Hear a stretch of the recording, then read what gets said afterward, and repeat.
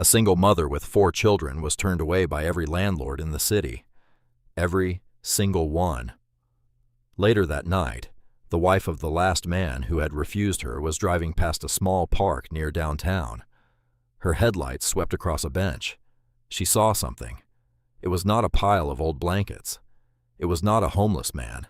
It was not what she expected at all. It was the woman her husband had turned away earlier that day, along with her 4 children sleeping on a park bench. What she did next would fracture her marriage, save 5 lives, and expose a wound her husband had been hiding for many years. Renee Callahan was 34 years old, and she was nobody's idea of helpless. She had held it all together alone. 4 kids, 1 paycheck, no safety net.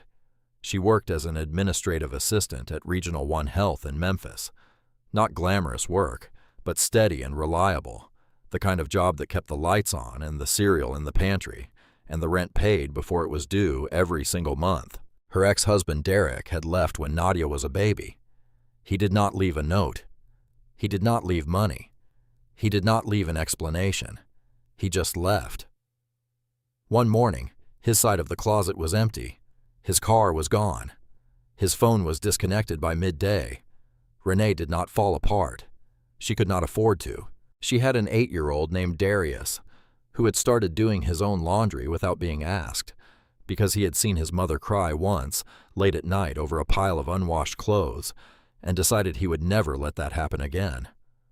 There was a young girl named Talia, who needed someone to braid her hair every morning, because she refused to go to school without her braids. There was a boy named Milo who needed speech therapy, and then there was Nadia, the youngest, who still thought the world was good because her mother made sure of it every single day. Renee kept that family running like a machine built from duct tape and sheer willpower.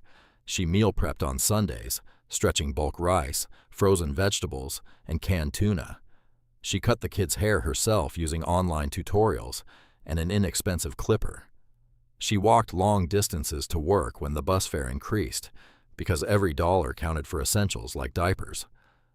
The apartment was modest, 2 bedrooms on the 4th floor of a building where the elevator had not worked for a long time.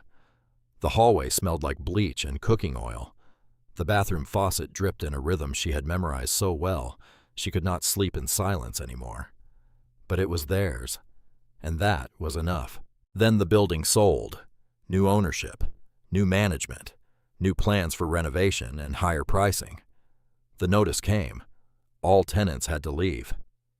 Renee read that letter standing in the kitchen while Darius did homework at the table, and Talia colored beside him, and Milo ate crackers on the floor, and Nadia slept in the portable crib, wedged between the refrigerator and the wall. She read it twice, folded it, placed it in the drawer next to the utility bills, and started dinner. She did not panic. Panic was a luxury for people who had someone else to catch them. She searched everywhere for a new place. Every listing, every website, every bulletin board at the laundromat and the church and the community center. She called numbers from index cards taped to gas station windows. She filled out applications during her lunch break, writing the same information over and over. Name, age, employment, income, number of dependents. 4. That number followed her like a shadow with teeth. The day the lease ended, Renee loaded everything they owned into a rented storage unit the size of a parking space. 2 trash bags of clothes, a box of dishes, Darius's school books, Talia's stuffed bear named Queenie, threadbare at the seams, one eye missing, held together by love and a safety pin, Milo's favorite blanket, Nadia's diapers and formula, everything that remained of a life that used to have walls and a door that locked from the inside. Renee stood in the parking lot of that storage facility, holding Nadia on one hip, her phone in the other hand, scrolling through rental listings with the focus of a surgeon. The other 3 children stood behind her in a line. Darius carried the backpack. He always carried the backpack. It held diapers, wipes, 2 juice boxes, a change of clothes for Nadia, and a granola bar he had been saving but would not eat because he knew his mother had not eaten since the day before. His shoulders were thin.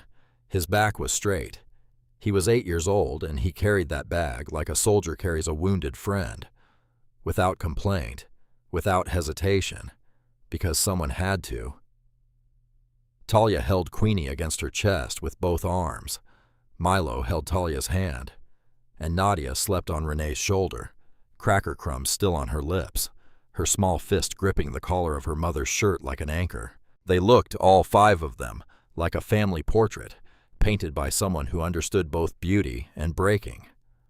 Renee wore sneakers so worn the soles had thinned to fabric. She could feel every pebble, every crack, every piece of gravel through what was left of them. Her hair was pulled back with a rubber band she had taken from a bundle of produce at the grocery store because the last real hair tie had snapped weeks earlier. Her eyes carried deep circles beneath them, not from one bad night, but from months of sleeping with one ear open and one hand on the nearest child. She did not look broken. She looked like a woman carrying something impossibly heavy and refusing to set it down. She carried the pride of someone who had nothing left to lose except the one thing she would never surrender, her children. The first landlord was polite about it, professional even. He sat behind a desk in a small office that smelled like carpet cleaner and old coffee. He looked at Renee's application for a moment. His eyes stopped on one line. Dependents, 4. He looked up, smiled the kind of smile that has nothing behind it. "Sorry," he said. "We have a strict noise policy in this building. It is really more suited for single professionals and couples. You understand?" Renee understood. She had been understanding her whole life. "Thank you for your time," she said, picked up Nadia, took Milo's hand. She had found the listing online. 2 bedrooms, affordable, close to a school with a good rating. She called ahead. The woman who answered sounded warm and friendly. Said, "Come by any time. We would love to meet you." Renee dressed the children in their cleanest clothes, braided Talia's hair with extra care, made Darius tuck in his shirt. She wanted them to look like what they were, a family, not a problem. When she walked up to the building, the for rent sign was in the window. Big red letters, impossible to miss. The landlord opened the door, looked at Renee, looked past Renee, counted. Her smile faded like a light dimming behind curtains. "Oh, I am sorry," she said. "We actually just rented that unit out this morning. Just this morning. I forgot to take the sign down. You know how it is." She closed the door before Renee could respond. They walked back to the bus stop in silence. Darius stared at the building as they passed it. The sign was still in the window, red letters bright as a wound. "Mama," he said quietly, "why is the sign still there?" Renee did not answer. She squeezed his hand tighter and kept walking because if she opened her mouth, what came out would not be words. It would be something raw and ancient, and too heavy for an 8-year-old to carry. The third landlord did not bother pretending. She was a woman in her 60s with reading glasses perched on her nose and a clipboard pressed against her chest like armor. She looked at Renee's paperwork for a moment. "Honey," she said, and the word dripped with something that wanted to pass as kindness, but tasted like rust. 4 kids in a 2-bedroom. That is a lawsuit waiting to happen.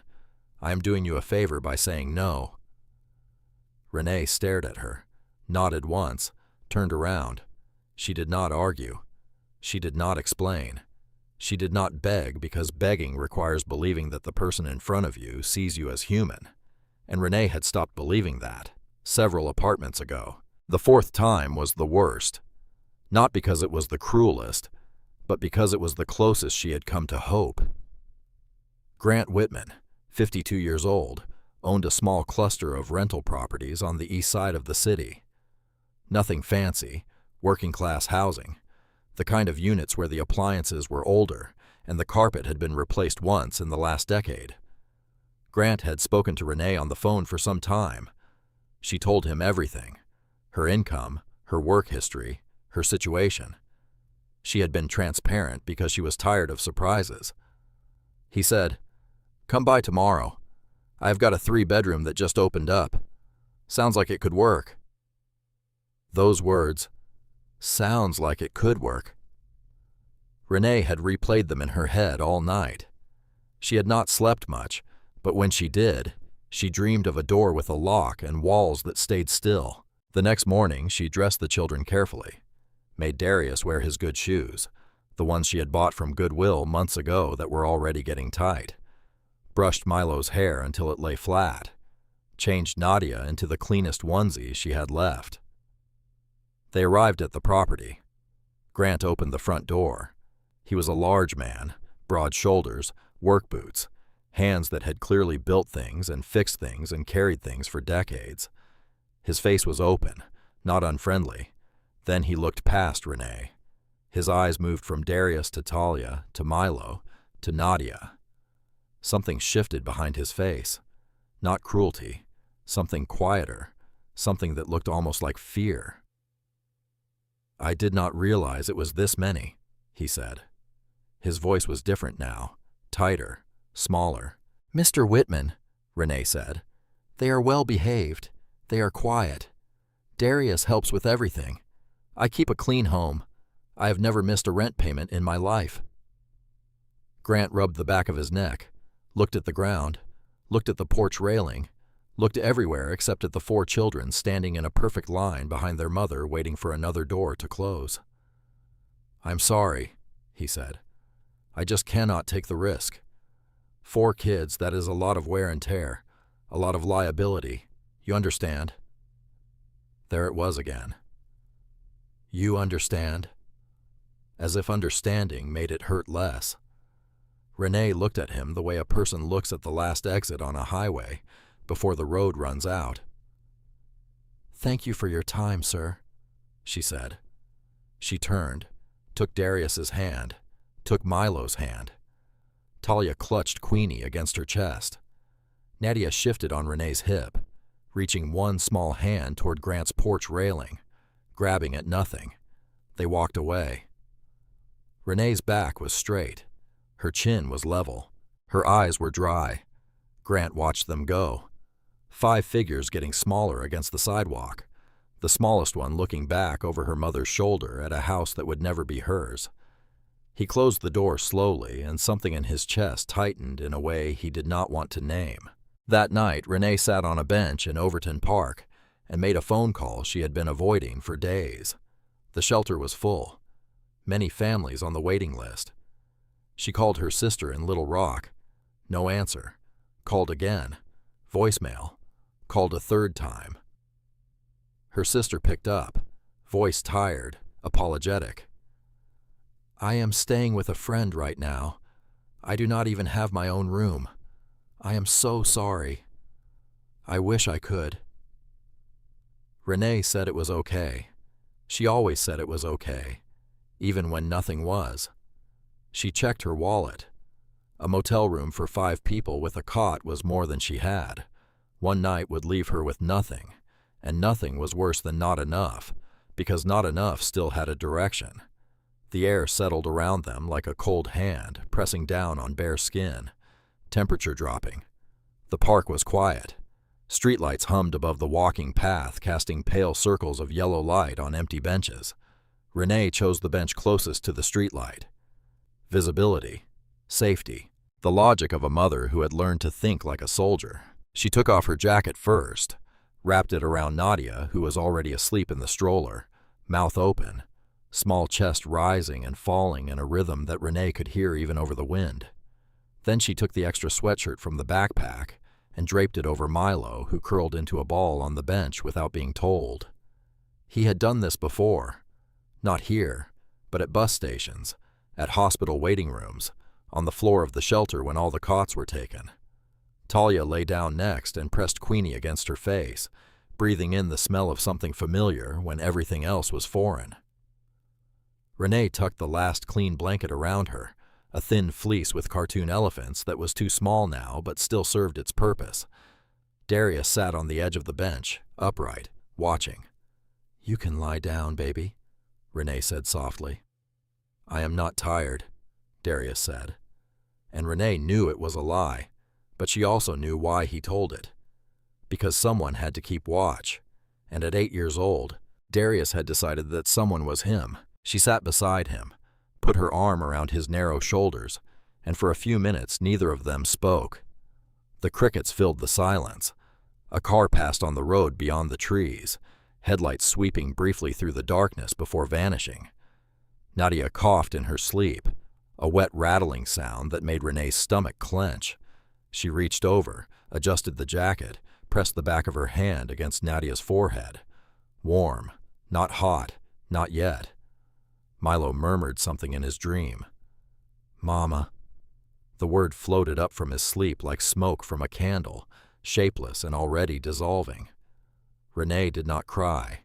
She had not cried in weeks. Tears required a kind of surrender she could not afford, a pause in the machinery of survival that might cause the whole thing to seize and stop.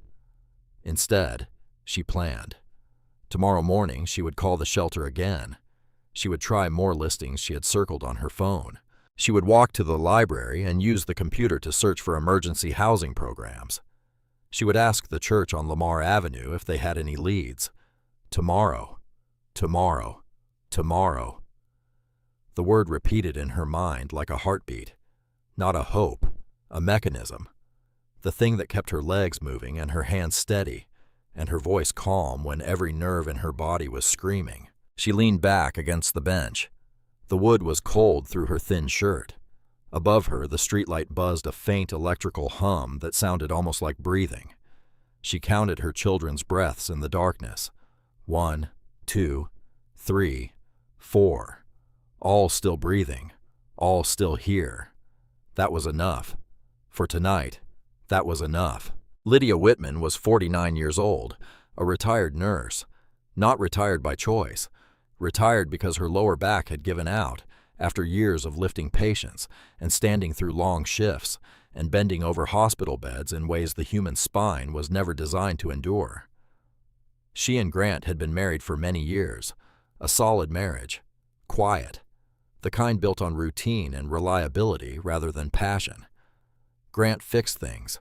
Lydia fed people. They went to church on Sundays. They paid their bills on time.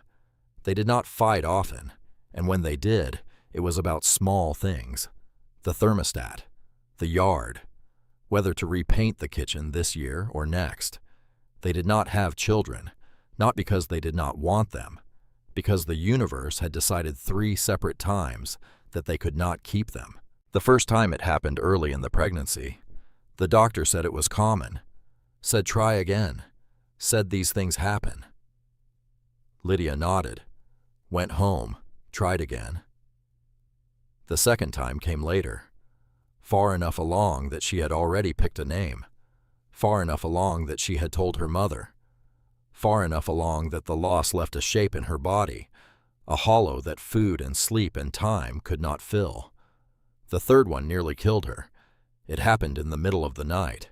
Grant sat in the parking lot in his truck for hours because he could not walk through those doors, could not watch her lose another one, could not stand in that room and pretend to be strong when everything inside him had already shattered. After that, they stopped trying, stopped talking about it, stopped looking at the second bedroom and the third bedroom in their house. Grant turned one into a storage room for his fishing gear. Tackle boxes and rods and reels lined up against the wall where a crib might have been. Lydia never went in that room, not once in all the years since. That evening, Lydia drove home from Wednesday night prayer service at Greater Mount Zion. The sermon had been about mercy, about seeing the invisible, about the people God places in your path, not by accident, but by design. She took the shortcut through Overton Park, the same route she always took.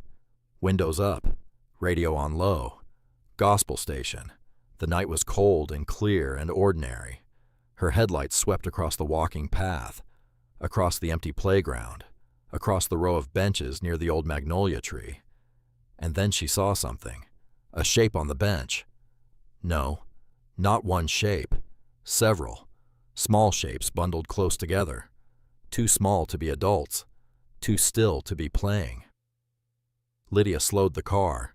Her hands tightened on the steering wheel. She pulled over, cut the engine, sat there for a moment with the headlights still on, casting 2 long beams of white light across the grass.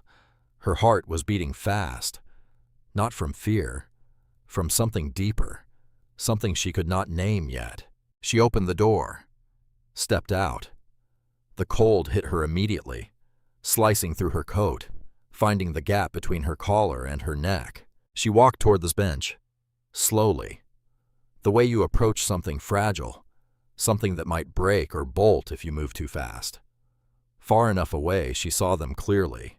4 children sleeping on a park bench, the smallest one wrapped in a jacket too large for her body. 2 middle ones curled together, a stuffed animal pressed between them. The oldest one sitting upright at the far end, eyes closed but body rigid, pretending to sleep. And in the center, a woman sitting perfectly still, hands resting on 2 of the children, back straight against the wooden slats, eyes open, watching. Lydia stopped walking. The woman's eyes found hers across the darkness. No words, no sound except the crickets and the distant hum of traffic and the faint wheeze of the smallest child, breathing through a stuffy nose. 2 women looking at each other in the half-light of a street lamp. One had a house with 3 bedrooms and 2 of them empty. One had 4 children and no roof over their heads. One had lost every child she had ever carried. One was holding on to hers with everything she had left. Lydia felt something crack open inside her chest. Not break, crack open, the way a seed cracks open when it finally decides to grow. She did not call the police, did not reach for her phone to dial the shelter hotline or anyone else who might take this problem off her hands and file it away in a system already drowning in need.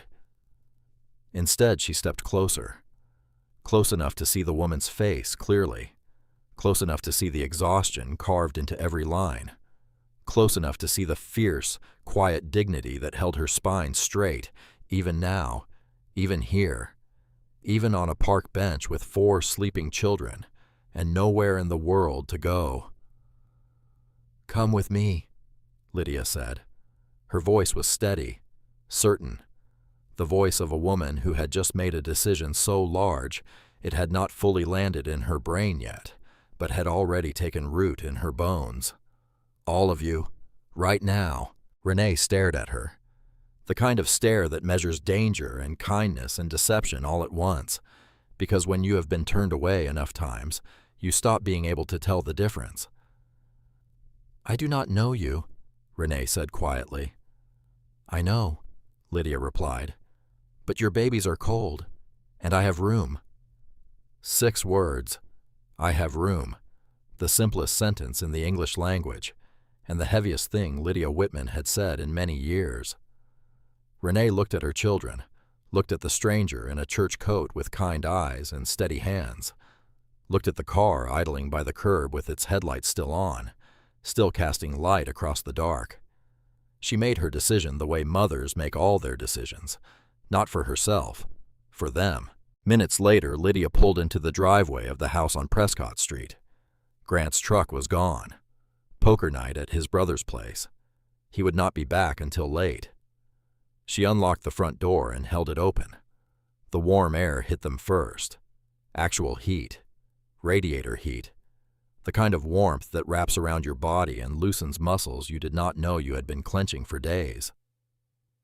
Nadia woke up on Renee's shoulder, blinked, looked around at the living room with wide eyes, touched the doorframe with one small hand. "House?" she said. Her voice was tiny and wondering. "Mama house?" Renee's jaw tightened. She nodded. "Just for tonight, baby." Milo walked in next.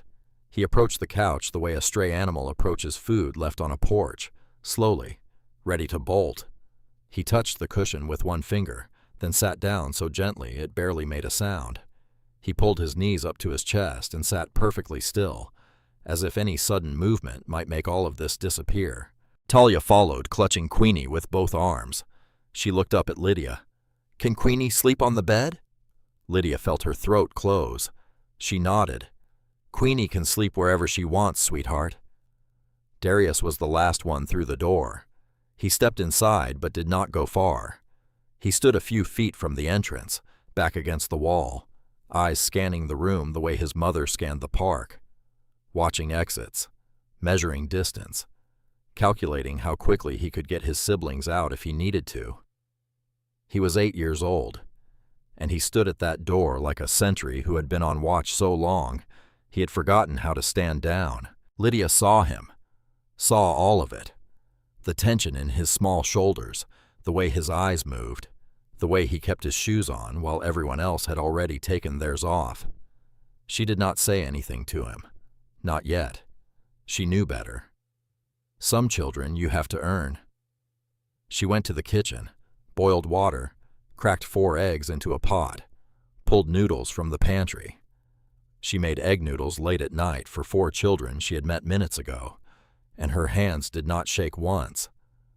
The children ate in silence, not the comfortable silence of a family dinner, the focused, urgent silence of hunger being answered, spoons scraping bowls, small mouths chewing, eyes down. Renee sat across from them.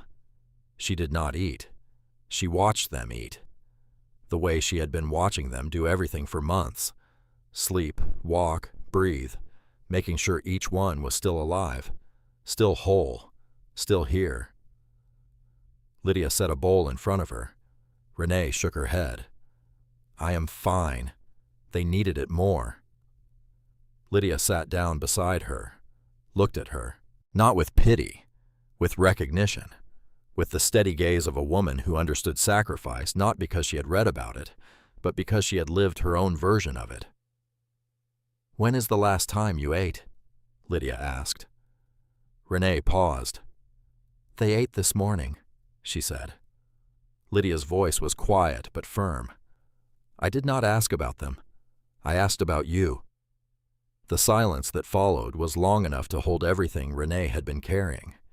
Every skipped meal, every lie she had told herself about not being hungry, every time she had split a granola bar 4 ways and called the wrapper her dinner. She did not answer. She did not have to.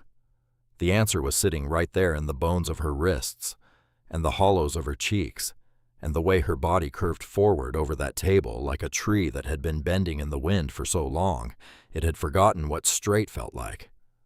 Lydia pushed the bowl closer. "Eat," she said. "Just eat." And for the first time in longer than she could remember, Renee Callahan picked up a spoon and fed herself. Grant Whitman came home later that morning.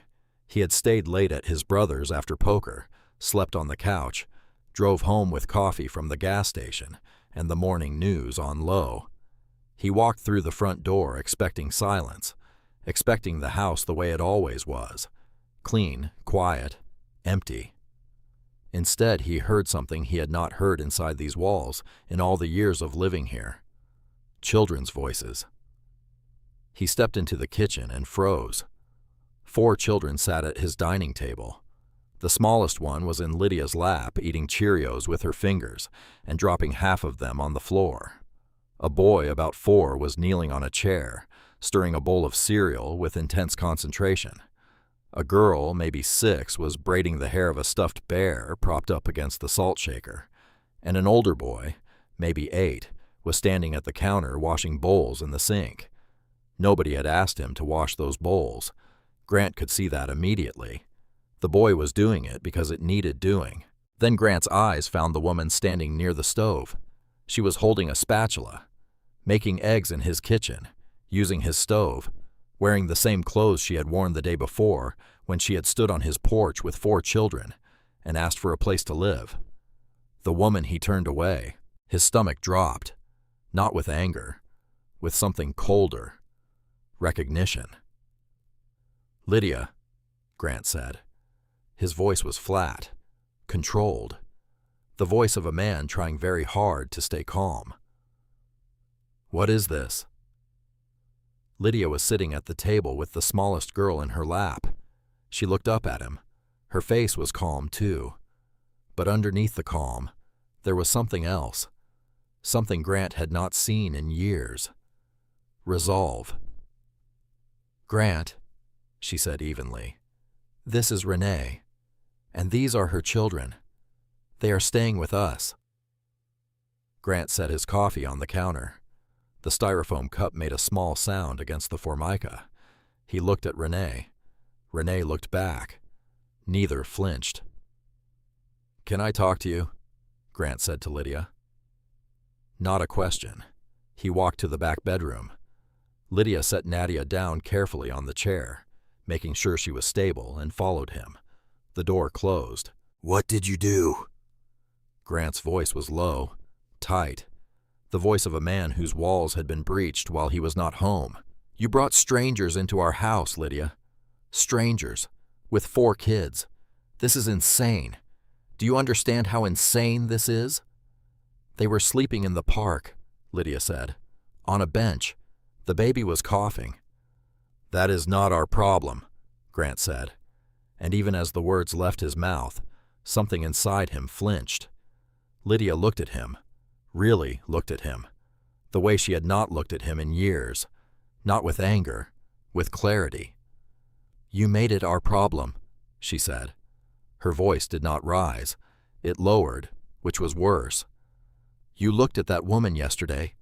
You looked at her and her 4 children standing on your porch, and you sent them away. You told her you could not take the risk." Grant opened his mouth to speak. "I found them on a bench last night, Grant. A park bench in the cold. The 2-year-old was wrapped in a jacket so big it covered her whole body.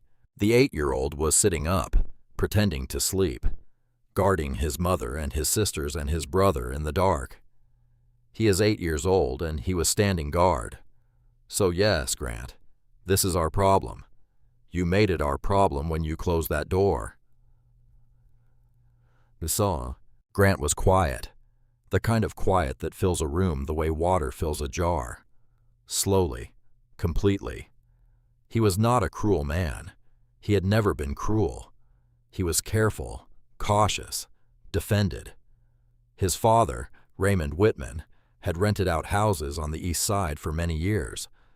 Grant grew up watching tenants skip payments, punch holes in drywall, disappear in the middle of the night with rent owed and a busted water heater left behind. His father had taught him one thing above all else: protect what is yours. Do not let anyone take advantage. Do not get involved with people's problems. Help them once, and they will expect it forever.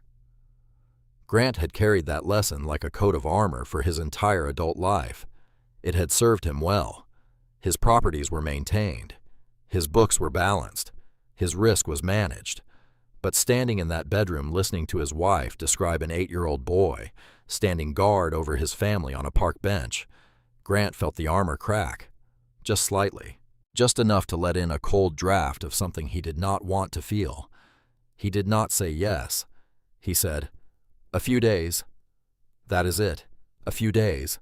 Then they figure something out." Lydia nodded. She knew a few days was a door cracked open, and cracked was enough. Grant walked back to the kitchen. The older boy, Darius, had finished the dishes. Every bowl, every spoon, every cup from the morning was clean and stacked on the drying rack. The counter had been wiped down. The cereal box was put away. Grant stared at the clean kitchen, then at the boy, 8 years old, thin arms, shirt tucked in, standing straight. Darius looked at him with steady eyes, not afraid, not defiant, just steady. The kind of steady that comes from being the oldest in a family that cannot afford softness. Something moved inside Grant's chest. He pushed it down, walked past the boy, grabbed his coffee, went to the garage. But at the garage door, he stopped, turned around. Darius was already helping Milo into his chair, lifting him up with both arms, gentle as anything, setting him down, pushing the bowl of cereal closer, then straightening his brother's shirt collar, then picking a Cheerio off the floor before anyone could step on it. Grant watched, said nothing, closed the garage door behind him. But he did not leave for work right away. He just sat in his truck, engine off, hands on the wheel, staring at the dashboard. His father's voice echoed in his head. "Do not get involved. It never ends well." But another voice, quieter and older and buried deeper, whispered something else, something that sounded a lot like his mother, the woman who died when Grant was young, the woman who had never turned away a single person who knocked on her door, no matter how little they had to share. That voice said nothing specific. It just hummed, the way a mother hums when a child cannot sleep. Grant sat in the truck, and the hum would not stop. The first morning, Grant came downstairs, and the kitchen was already clean. Not just clean, spotless. The counters had been wiped with something that smelled like vinegar and lemon. The floor had been swept. The trash bag by the back door had been replaced with a fresh one tied and set outside. He looked around. No one else was up yet except Renee, who was folding blankets in the living room, folding them with crisp, deliberate edges, the kind of edges you make when you know the space does not belong to you and you want to leave it better than you found it. She saw him, nodded. "Good morning, Mr. Whitman."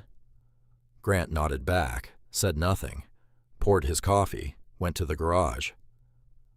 The second morning, same thing. Kitchen spotless, blankets folded. Renee was up before the sun, moving through the house like a guest who was determined to be invisible. Grant did not say thank you. He did not say anything at all. He noticed. That was the beginning. On the third day, Darius followed Grant to the driveway when he was loading tools into his truck for a repair job at one of his rental units. The boy stood a few feet back, hands at his sides, watching. "You need help carrying anything, sir?" Grant looked at him, surprised. Not many people offered Grant anything. Tenants complained. Plumbers overcharged. His brother borrowed tools and forgot to return them. But this 8-year-old boy, this child who had been sleeping on a park bench days ago, was standing on his driveway asking if he needed help. Grant paused, then nodded. "You can carry the toolbox." Darius picked it up with both hands. It was heavy for him. Grant could see the strain in his thin arms. But the boy did not complain, did not struggle, walked it to the truck bed and set it down carefully, making sure nothing rattled. "Thank you," Grant said. The words came out rough, underused. "Yes, sir," Darius said, and walked back inside. On the fourth day, Milo appeared at the breakfast table with something in his fist. He had been playing in the backyard, the small patch of grass behind the house that Lydia kept watered, but Grant rarely visited. Milo walked up to Lydia, who was pouring orange juice at the counter. He held up his hand. In it was a single wildflower, small, yellow, slightly bent from being gripped too tightly. "For the pretty lady," he said. Lydia took the flower. She looked at it for a long moment. A dandelion, really.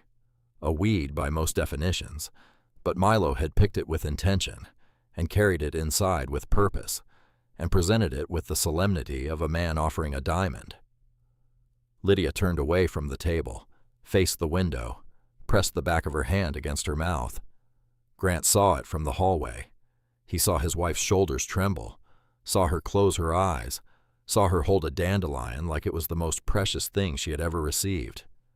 He kept walking, pretended he had not seen, but he had, and the image followed him all day.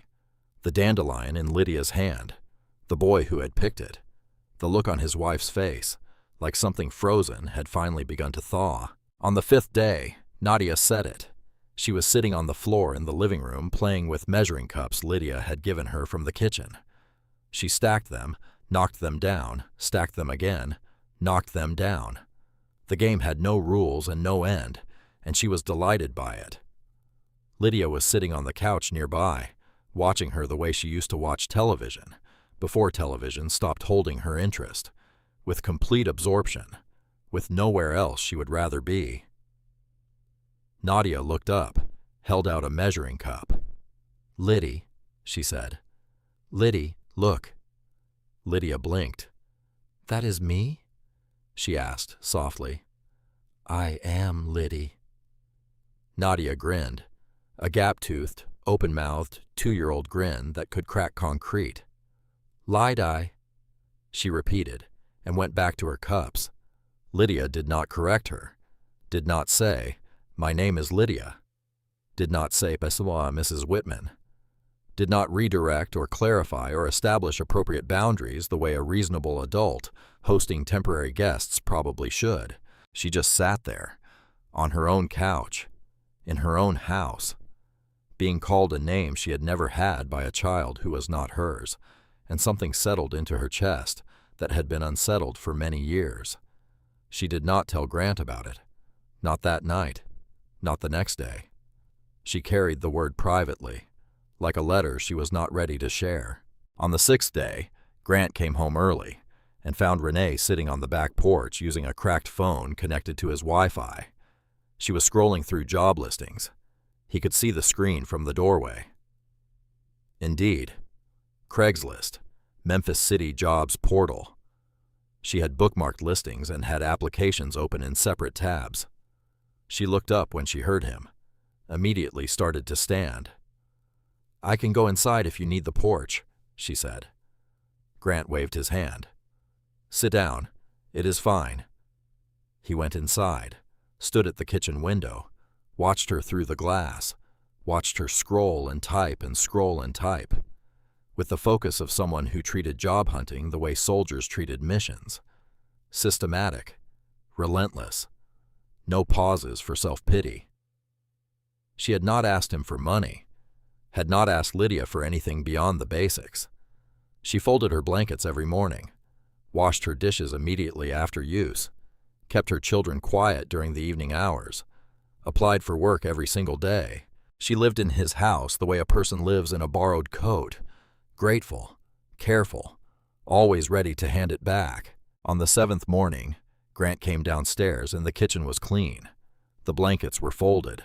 Renee was already dressed, helping Darius with his jacket, getting ready to walk to the library to use the computers for more applications. Grant looked at the kitchen, looked at the folded blankets, looked at the woman who had been sleeping on a park bench a week ago, and now moved through his house with more care and dignity than most people showed in homes they owned. He opened his mouth, closed it, opened it again. "There is no rush," he said. His voice was quiet, almost reluctant, like the words had been pulled from somewhere deep and had come out slightly against his will. "Stay as long as you need to get things figured out."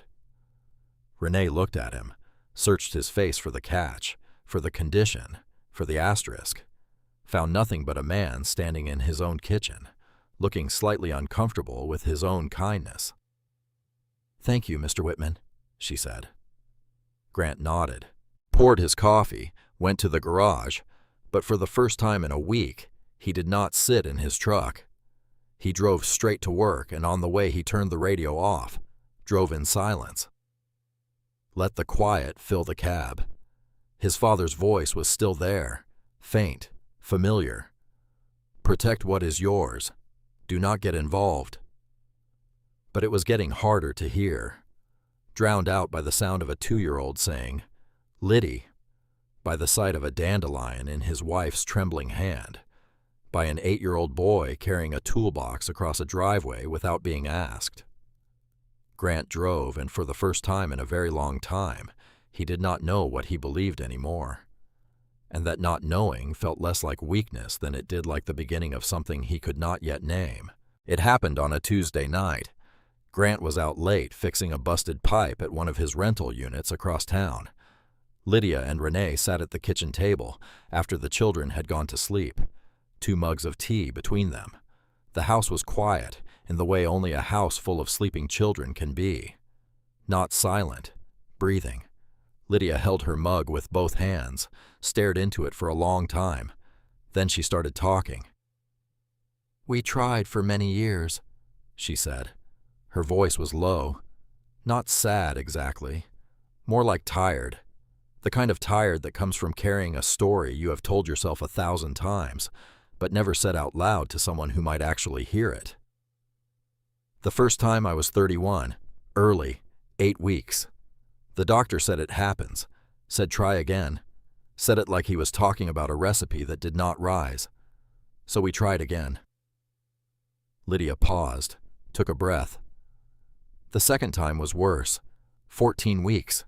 I'd already picked a name, already told my mother, already bought a onesie from the clearance rack at Target. Yellow. Gender neutral. I still have it. It is in a box in the closet behind my winter coats. I have not opened that box in many years, but I know exactly where it is. Renee did not speak. She did not need to. She held her mug, and she listened the way only a mother can listen to another woman's grief, without trying to fix it, without comparing it, just holding space. "The third time nearly killed me," Lydia said. 19 weeks. I woke up in the middle of the night in a puddle of blood. Grant drove me to the hospital. He drove fast on empty streets and did not say a single word the whole way. She stopped, set her mug down, pressed her fingers flat against the table like she needed something solid to hold on to. "He did not come inside," Lydia said quietly. "He parked the truck in the hospital lot, and he sat there for hours while I was in the emergency room losing our baby for the third time. My husband sat in a parking lot because he could not walk through those doors." Renee's hands tightened around her mug. "I was so angry," Lydia continued. "For months after I was furious. I thought he was weak. I thought he did not care enough. I thought if he really loved me, if he really loved our baby, he would have been in that room holding my hand instead of sitting in a truck staring at a dashboard." Her voice cracked, just slightly, like a window pane with a hairline fracture that has been holding for years. "I asked him once, months later, why he did not come in, why he sat out there while I went through it alone, and he said something I have never forgotten." Lydia looked up at Renee. Her eyes were wet but steady. "He said, 'I cannot watch you lose another one. I cannot. I am not strong enough.'" The kitchen was very quiet. "That is when I understood," Lydia said. "Grant is not cold. He is not cruel. He is broken. He broke the night we lost our third baby, and he never put himself back together. He just built walls around his heart, around this house, around those empty rooms. He turned one into a fishing storage room because he could not stand looking at 4 bare walls that were supposed to hold a crib." She wiped her eyes with the heel of her palm. No tissue, no ceremony. Just a quick swipe the way a woman wipes tears when she has had years of practice. "That is why he said no to you," Lydia said. "It was not about the noise. It was not about the risk. It was not about property damage or liability, or any of the things he told himself. It was about the children. 4 of them walking into his life, needing things, being small and vulnerable and real. And Grant cannot handle that, because every child he sees reminds him of the 3 we never got to hold." Renee sat very still. Her face had changed. The guardedness she had worn like armor since the day she arrived had softened into something else. Not pity, understanding, the kind that comes when you realize the person who hurt you was already hurting long before you met them.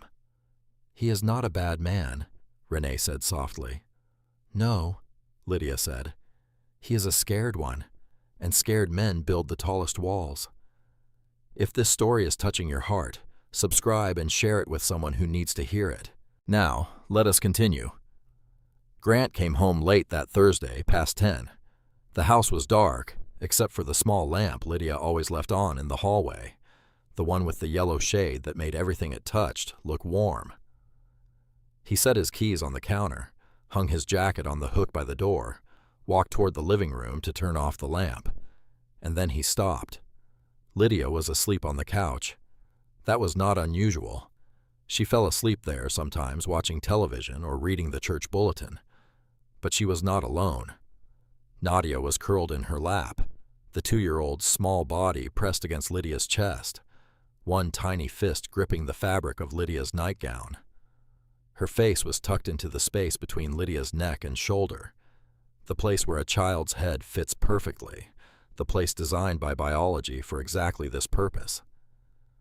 Lydia's arms were wrapped around Nadia, one hand on the child's back, the other resting on her own stomach, low, below the navel, the position of instinct, the position of a body that remembers what it is like to carry something precious in that space, even when that space has been empty for many years. Grant stood in the doorway.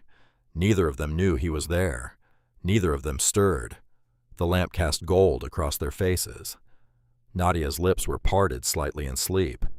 Lydia's breathing was deep and even. Two people who had found each other in the dark and settled into a peace that neither of them had known they were missing. Grant looked at his wife. Really looked. The way he had not looked at her in years, and he saw something he had been too afraid to see. She was holding the child she had always wanted, and the child was holding her back. He turned away, walked down the hallway to the room where the other children slept, pushed the door open slowly, the hinges creaked. A slice of hallway light fell across the floor. Milo and Talia were tangled together on the air mattress, Queenie wedged between them like a chaperone. Darius was on the cot by the window. He was sitting up. His eyes were open, alert, fixed on the door. The moment Grant appeared, Darius's body went rigid. His hands gripped the edge of the blanket. His back straightened, his chin lifted. "Are we leaving?" he asked. 4 words, spoken by an 8-year-old boy in the dark. No fear in his voice, no pleading, just question, flat, practiced. The question of a child who had asked it so many times in so many places that it had become as routine as brushing his teeth. "Are we leaving?" Not, "Will you let us stay?" Not, "Please do not make us go." Just, "Are we leaving?" Present tense, already assuming the answer. Grant felt something crack inside his chest. Not break crack, the way ice cracks on a river in early spring. Not all at once, just enough to let the water underneath start moving again. He walked to the edge of Darius's cot, sat down. The frame sagged slightly under his weight. The boy watched him the way a deer watches a truck on a country road. Still, ready. "No," Grant said. The word hung in the dark between them. "No," he said again, quieter this time, slower. "You are not leaving." Darius stared at him, searching for the lie, searching for the catch, searching for the moment when this would turn into another door closing, and another sidewalk stretching out in front of them, and another night on another bench. He did not find it, because it was not there. Darius lay back down slowly, pulled the blanket up to his chin. His body softened. Not all the way, not completely, but enough. Enough that his shoulders dropped half an inch. Enough that his grip on the blanket loosened from a fist to an open hand. Enough that for the first time in months he closed his eyes without calculating the distance to the nearest exit.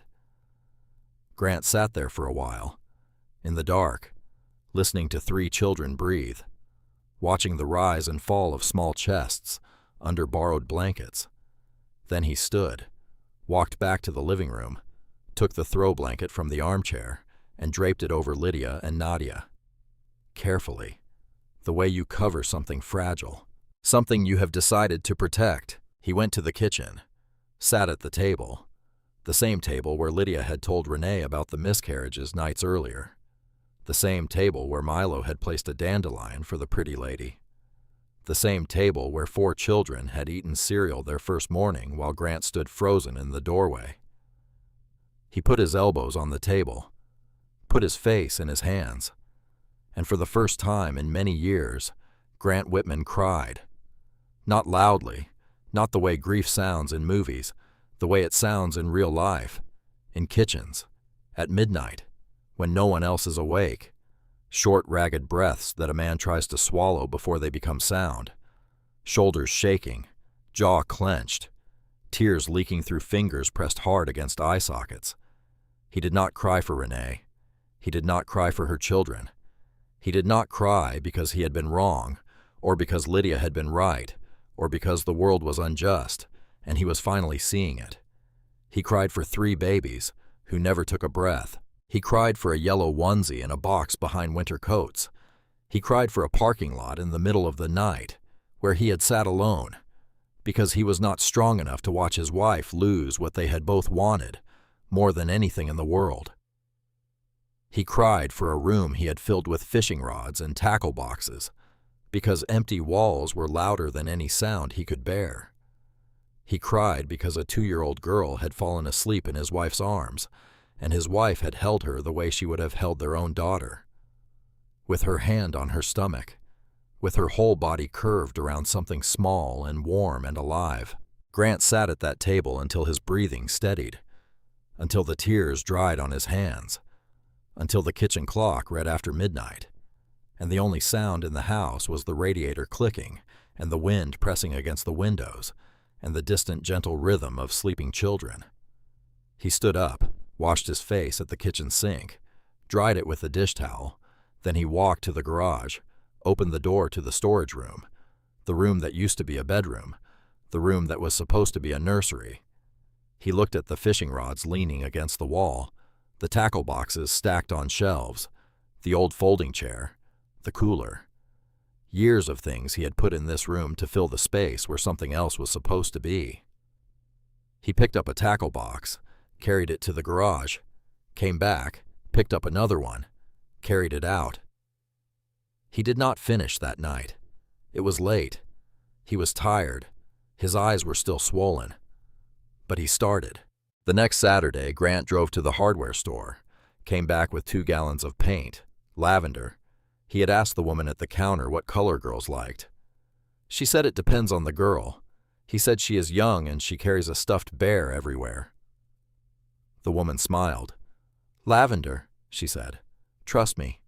He started painting that afternoon, moved the last of the fishing gear out by midday, taped the edges, rolled the walls. The room smelled like fresh paint and new beginnings, 2 things that had been absent from this house for longer than Grant cared to count. Lydia stood in the doorway, watched him, said nothing for a long time. You do not have to do this, she said finally. Grant dipped the roller, pressed it against the wall, drew a long, even stroke from ceiling to floor. I know, he said. That is why I'm doing it. Lydia pressed her lips together, nodded once, walked away before he could see her face. The following week, Grant built bunk beds, not from a kit, from lumber he cut in the garage, 2x4s and plywood, and a sander he had not used since the house was new. Darius watched from the doorway, fascinated by the process, too polite to ask if he could help. Grant looked up, handed him the sander. Sand that edge, nice and smooth. Little kids are going to sleep on this. Cannot have splinters. Yes, sir, Darius said. And he sanded that edge like his life depended on it. Meanwhile, Renee had been accepted into a workforce development program through the city, phlebotomy certification, weeks of training, clinical hours at a lab downtown, stable work, good benefits, a real path forward. She left every morning at the same time. Lydia had the children dressed and fed. It was a system built on trust and rhythm, 2 women running a household the way 2 gears run a clock, different speeds, same direction. Darius started at his new school on a Monday. Renee walked him to the bus stop. His shirt was ironed. His shoes were the ones Grant had bought him from the Payless on Summer Avenue without telling anyone. The teacher asked him the standard first-day question. Where do you live, Darius? He paused, looked down at his desk, looked back up. With Mr. Grant and Miss Liddy, he said. Not at a shelter, not on a bench, not nowhere, not I do not know. With Mr. Grant and Miss Liddy. For the first time in months, Darius Callahan had an answer to that question, and the answer had a name. That Thursday, Renee found Grant in the kitchen after dinner. She held out a credit card, his credit card, the one Lydia had used that first night to buy emergency supplies for the children at the 24-hour Walgreens. Diapers, cough medicine, toddler formula, socks. She placed it on the table between them the way you return something borrowed, with care, with weight. I wanted to give this back, she said. I know Lydia used it that first night. I have kept track of everything. I will pay you back as soon as I start working. Grant looked at the card, looked at her, pushed the card back across the table. Keep it, he said. Consider it a rent deposit for when you are ready for your own place. Renee opened her mouth, closed it, opened it again. Mr. Whitman, I cannot. That is not, "It is not charity," Grant said. His voice was gruff, the voice of a man who still was not comfortable with his own kindness. "It is practical.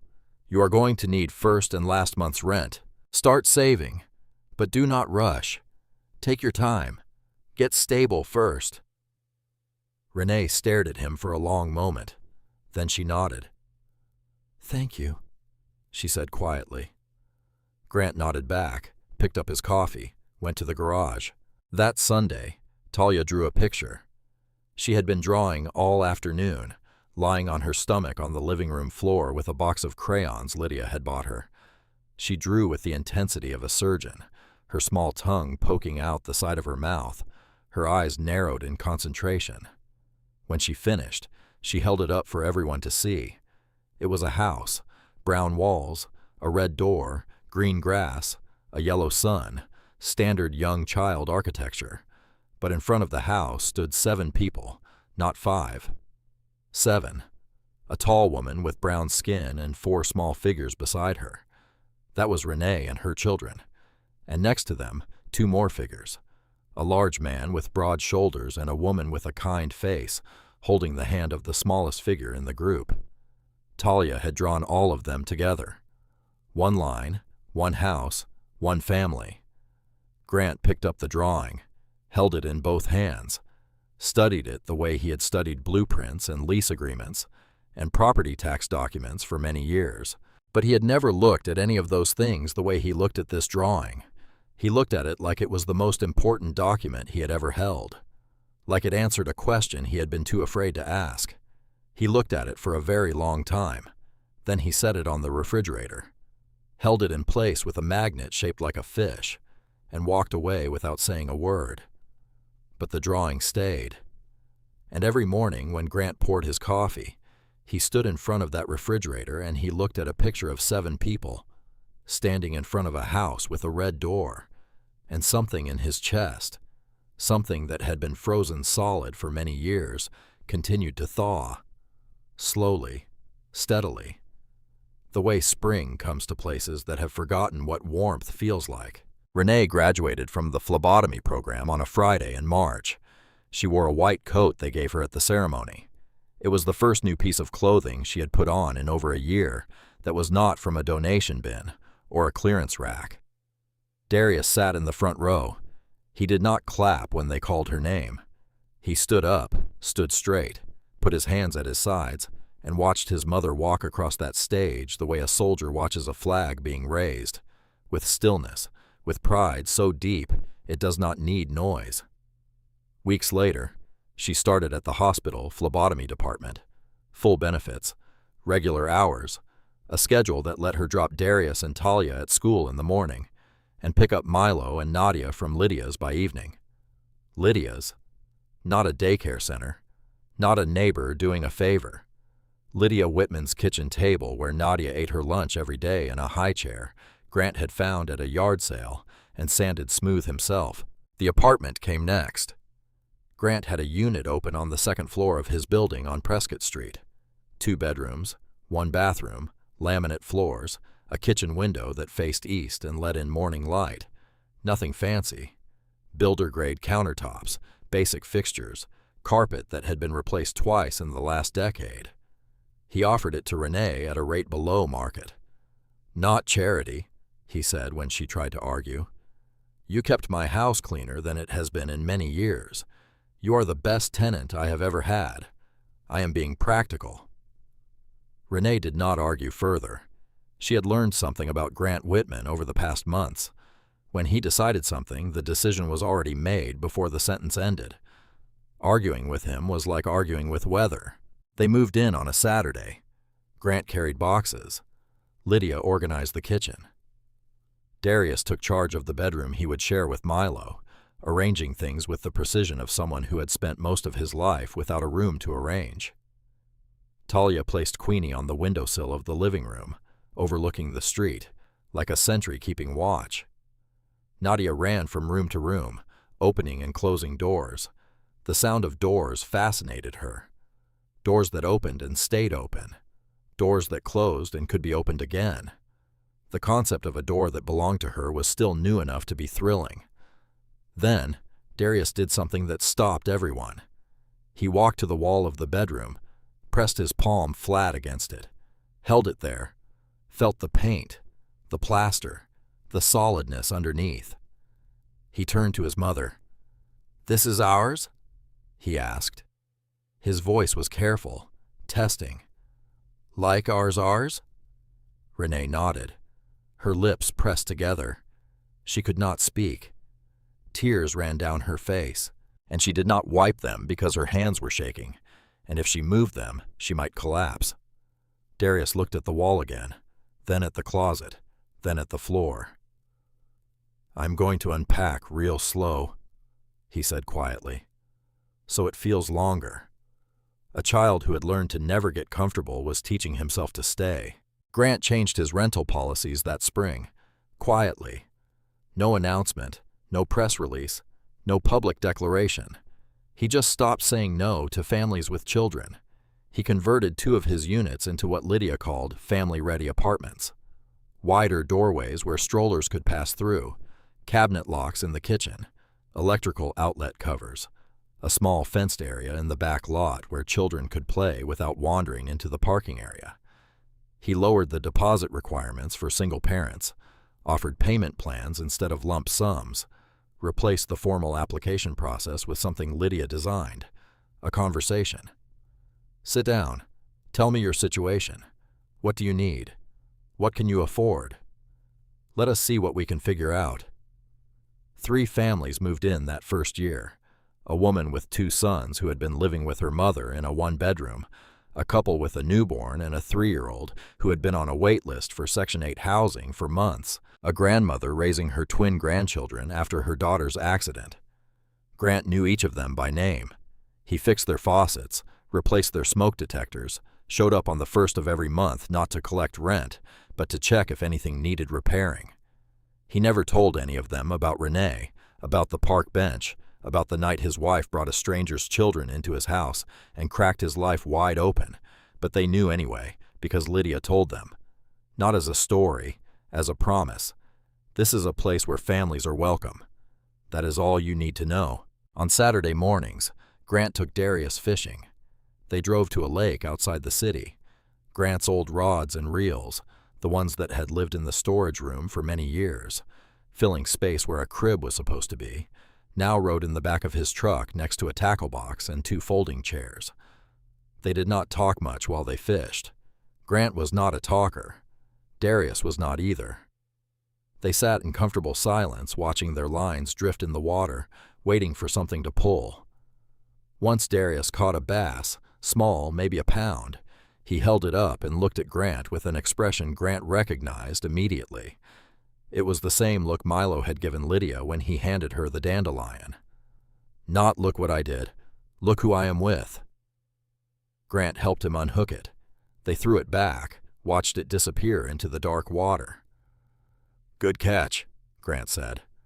"Yes, sir," Darius said. They kept fishing. Lydia visited every Sunday. She brought food, baked chicken, collard greens, cornbread, enough for the whole family and then some. Nadia ran to her every time the door opened, arms up screaming the only name she had ever given Lydia, Liddy. Liddy, Liddy, and Lydia, this woman who had lost 3 children before they drew breath, who had carried that grief like a stone in her chest for many years, who had filled her house with silence, and her husband with walls. This woman knelt down and gathered a 2-year-old into her arms, and held her the way she had always wanted to hold someone small and warm, and hers. Not hers by blood, not hers by law, hers by choice, hers by love, hers by the only thing that ever really makes a family, showing up. They refused to rent to her because she had 4 kids. 4 children. That was the reason, the liability, the noise, the wear and tear, the risk.